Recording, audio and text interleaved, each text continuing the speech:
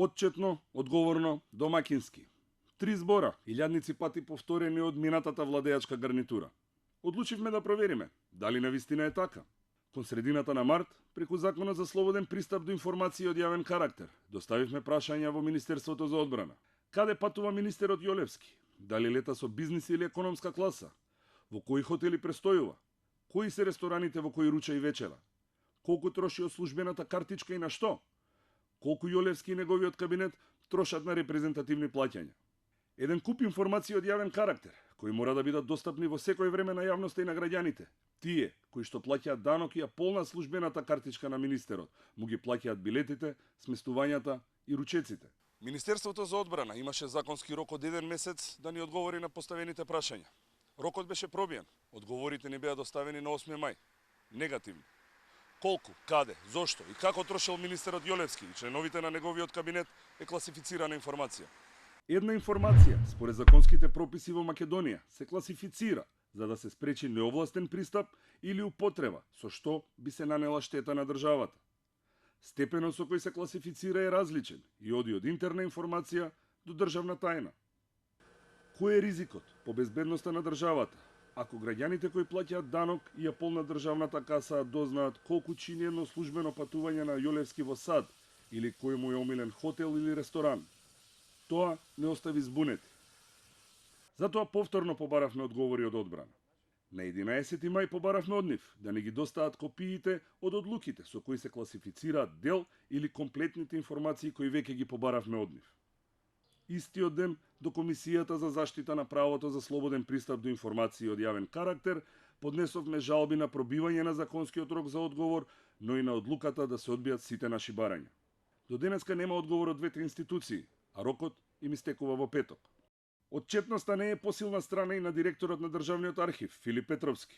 Кога доаѓа, кога си заминува од работа, каде патувал службено, зошто и колку тоа ги чинело деночните обврзници. Колкава плата добива овој државен службеник назначен на директорската позиција од владата.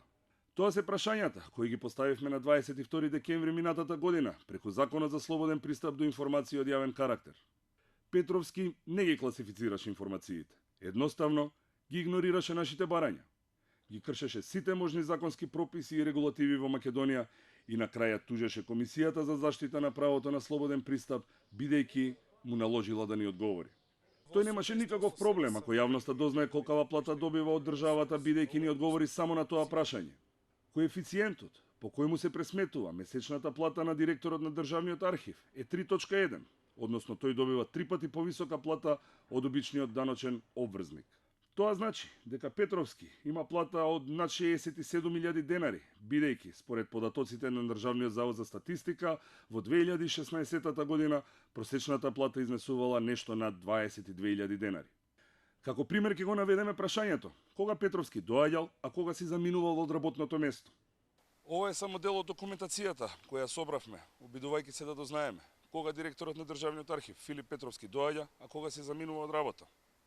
Барања, жалби, решенија, ургенции. По повеќе од 6 месеци, ние се уште не добивме одговор.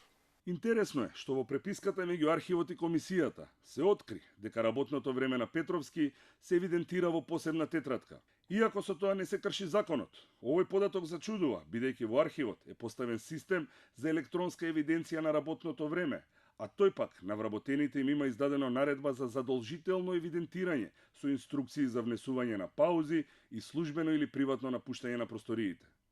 Очигледно, таа наредба не важи за него. Комисијата за заштита на право на слободен пристап одговори позитивно на сите наши жалби. Донесе решенија кои Петровски ги игнорираше. На 30 март испрати ургенција до архивот, со која му наложи да не ги достави одговорите во рок од 7 дена, а во спротивно ќе го извести Државниот управен инспекторат на Министерството за информатичко општество и администрација за да се отвори постапка согласно Законот за управна инспекција. Одговор повторно не добивме, а и Државниот инспекторат не доби известување. Од комисијата не добивме образложение зошто не ги извести надлежните и со тоа се стави во одбрана на Петровски. За да биде парадоксот уште поголем, со директорот на архивот ќе се соочиме пред управниот суд. Не затоа што ние го тужевме, туку затоа што тој и архивот поведоа спор против комисијата. Една државна институција тужи друга само затоа што одлучила во наша корист и им наложила да одговорат на прашања од јавен интерес.